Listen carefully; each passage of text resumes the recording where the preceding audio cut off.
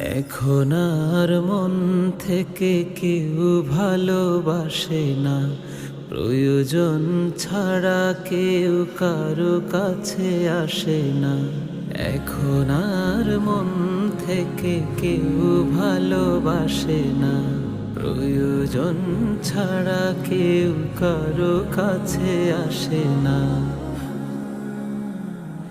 মানুষ আজ হয়ে গেছে বড় আজীব, মানুষ আজ হয়ে গেছে বড় আজীব।